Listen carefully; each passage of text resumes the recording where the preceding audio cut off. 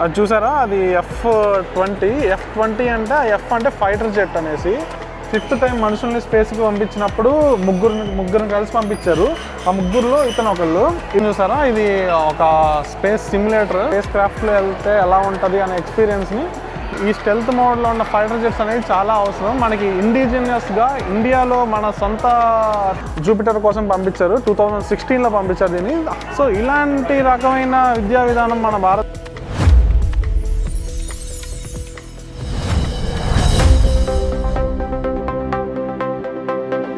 ఈ science centre speciality ఏంటంటే ఇక్కడ మనకి అపోలో సోయూజ్ మిషన్కి సంబంధించిన ఎయిర్ క్రాఫ్ట్ ఉంది. ఈ అపోలో సోయూజ్ అనేది ఏంటంటే, అపోలో అనేది అమెరికా వాళ్ళ బేస్డ్ ఎయిర్ క్రాఫ్ట్, సోయూజ్ అనేది రష్యా వాళ్ళకి సంబంధించిన అంటే యుఎస్ఎస్ఆర్ సోవియట్ యూనియన్కి సంబంధించిన ఎయిర్ క్రాఫ్ట్.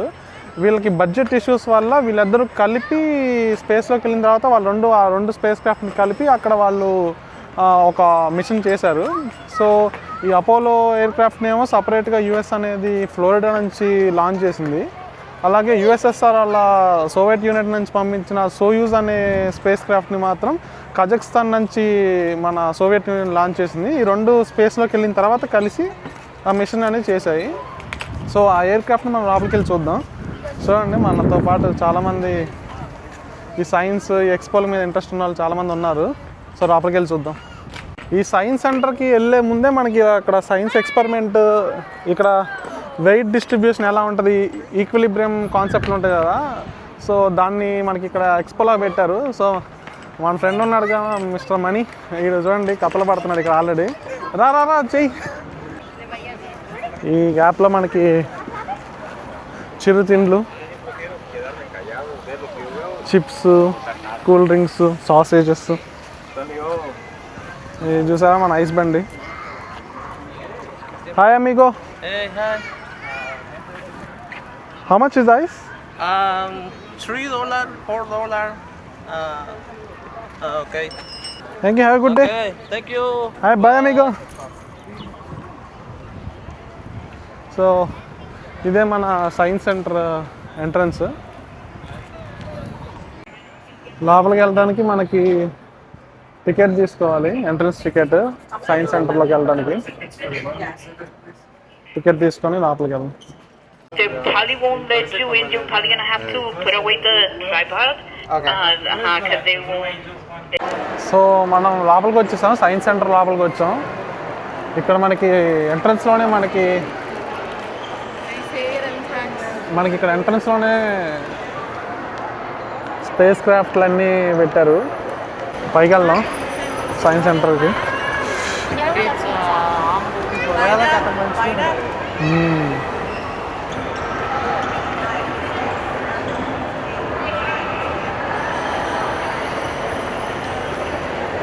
ఇదిగోండి, ఇది మన స్పేస్ క్రాఫ్ట్.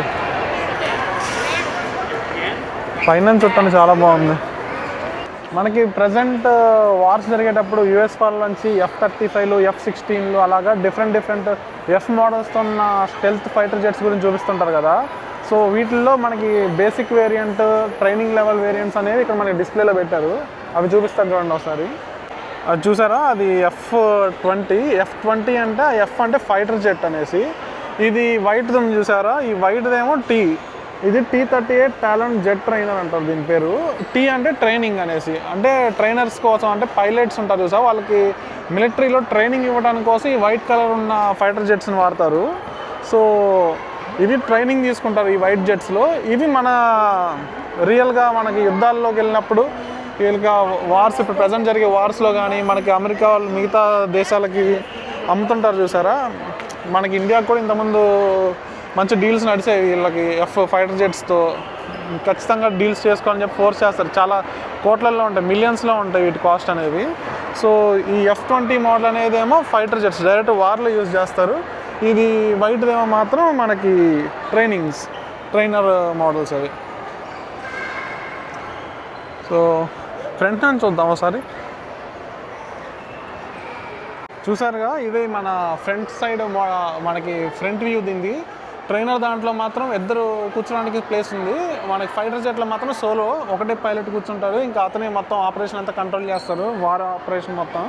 ఎప్పుడన్నా ఎమర్జెన్సీ కేసెస్ వచ్చినప్పుడు ఆ క్యాబిన్స్ ఉన్నాయి చూసారా, ఆ ట్రాన్స్పరెంట్ క్యాబిన్ మొత్తం బయటకి ఎజాక్యులేట్ అయిపోయి దాంట్లోంచి మన పారాషూట్ వేసుకొని మన పైలట్స్ అందరూ దూకేస్తారు. సో అలా నడుస్తుంది, వర్కౌట్ అవుతుంది. వెనక మాత్రం మన ట్రైనర్ దాంట్లో ఇంకా ట్రైనర్ కాబట్టి కొంచెం వెనక సపోర్ట్కి ఇంకో క్రూ కూడా ఉంటారు. ఇవి ఆల్మోస్ట్ స్టెల్త్ మోడ్లో వెళ్ళే మోడల్స్, ఎఫ్ మోడల్స్ అనేవి. ప్రజెంట్ మనం అసలు దీని కాస్ట్ ఎలా ఉందో అబ్జర్వ్ చేస్తే F-35 మోడల్ నువ్వు అబ్జర్వ్ చేసుకున్నా $100 million అనేది యావరేజ్ కాస్ట్ వస్తుంది. బేసిక్ వేరియంట్ $85 million నుంచి మొదలు పెడితే 100 million అంతకన్నా ఎక్కువ కూడా దీని కాస్ట్ ఉంటుంది. సో 100 million అంటే ఎంత, ఆల్మోస్ట్ 1000 కోట్లు. సో మనకి ఈ స్టెల్త్ మోడ్లో ఉన్న ఫైటర్ జెట్స్ అనేది చాలా అవసరం. మనకి ఇండిజినియస్గా ఇండియాలో మన సొంత టెక్నాలజీతో మనకి స్పేస్ జెట్స్ అనేవి కూడా తయారవుతున్నాయి. సో అలాగే మన ఇండియా మీద సొంతంగా డెవలప్ చేసుకుంటే మనకి చాలా బడ్జెట్ అనేది మిగిలిపోతుంది. ప్రజెంట్ మనం రష్యాతో కలిపి బ్రహ్మోస్ మిసైల్స్ అన్ని తయారు చేసి అమ్ముతున్నాం కదా.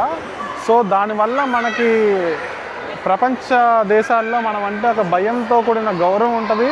అలాగనే మనం ఏమన్నా వీళ్ళని చేస్తే వీళ్ళు మనం తిరిగి ఏదైనా చేస్తారని భయంతో మన మీద ఊరికే యుద్ధాలకు రాకుండా ఉంటారు. ఇప్పుడు చూడండి, వేరే దేశాలతో వాళ్ళకి న్యూక్లియర్ పవర్ లేక, సరైన మిసైల్ కెపాసిటీ లేక ఎలా పడితే వాళ్ళ మీద యుద్ధాలు చేసేసి వాళ్ళని కంట్రోల్లో తెచ్చుకుంటున్నారు చూసారా భయపెట్టి. అలాగే మన ఇండియాని కంట్రోల్ చేయలేకపోతున్నారంటే దానికి మెయిన్ రీజన్ న్యూక్లియర్ పవర్ అనేది. అలాగనే ఇలాంటి మిసైల్స్తో పాటు ఇలాంటి ఫైటర్ జెట్స్, మిసైల్ కెపాసిటీ ఉంటే ఇండియాకి అనేది ఎప్పుడూ కూడా ఒక స్ట్రాంగ్ నేషన్ లాగా ఉంటుంది. సో కరెక్ట్ పాత్రలోనే ఇండియా వెళ్తుందనేసి నా ఒపీనియన్.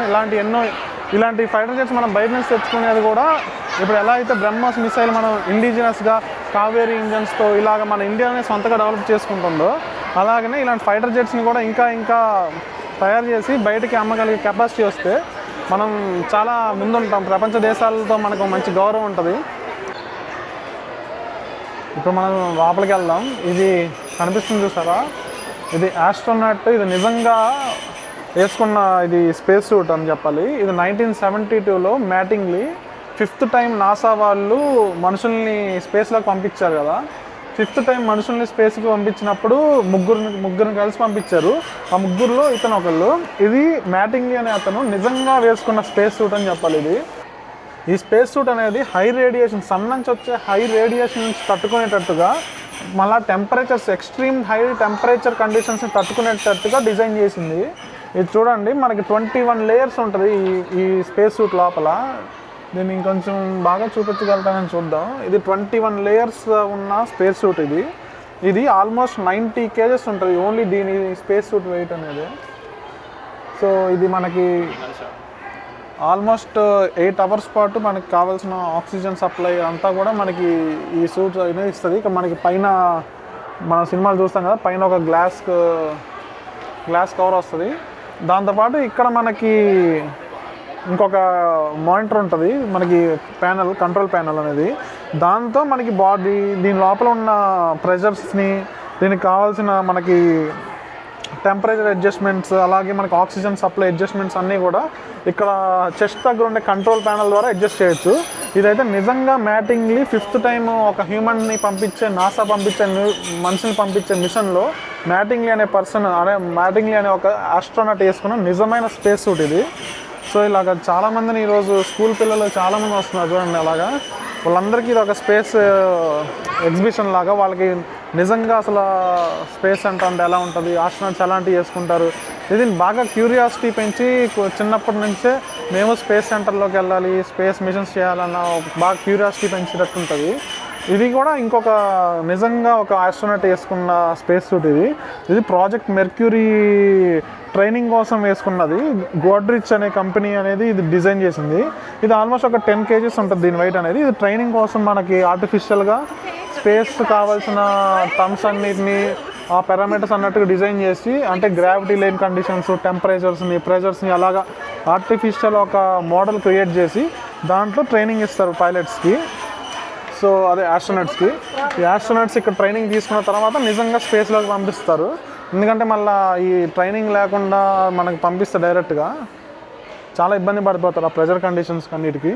సో అందుకని ఇలా పంపిస్తారు. ఇదిగో చూడండి, ఇది మన మ్యాటింగ్లీ వాడిన హెల్మెట్ అనేది. ఇందాక ఫ్రంట్ చూసారా, ఇది ఈ మ్యాటింగ్లీ వాడిన ఇది బాడీ సూట్, ఇది పైనుంచి కింద వరకు. ఇది పైన ఉన్న హెల్మెట్, ఈ హెల్మెట్ కూడా చాలా స్ట్రాంగ్ ఉంటుంది. ఈ గ్లౌజ్ చూడండి, ఇవి గ్లౌజెస్, ఇవి లోపల గ్లౌజ్ దానిపైన ఉంటుంది ఎక్స్టర్నల్ గ్లౌజ్ అనేది. ఇది మనకు వెనక కావాల్సిన ఆక్సిజన్ సప్లై, ఆక్సిజన్ సిలిండర్స్ అన్నిటినీ దీంట్లో క్యారీ చేస్తారు. చూడండి పైప్స్ అనేది. చిన్నప్పుడు అన్నీ నేను బుక్స్లో నీల్ ఆర్మ్స్ట్రాంగ్ స్పేస్లో కాలు పెట్టారు, ఇలా కల్పన చావ్లా, సునీత విలియమ్స్ వీళ్ళందరూ స్పేస్కి వెళ్ళారని చెప్పి మనం వింటమే, కానీ ఇలాంటి రియల్గా ఎలా ఉంటే నేను ఇప్పటిదాకా ఎప్పుడు చూడలేదు, ఫస్ట్ టైం చూస్తున్నా. సో అలా మొత్తం దీనికి కావాల్సిన మిగతా డీటెయిల్స్ అన్నిటినీ, in space human need protection, so ఎలాంటి ప్రొటెక్షన్స్ తీసుకోవాలి, స్పేస్లో ఎయిర్ ఉండదు, ఎయిర్ లేనప్పుడు అలా ప్రెషర్ కండిషన్స్ని ఎలా తట్టుకోవాలి.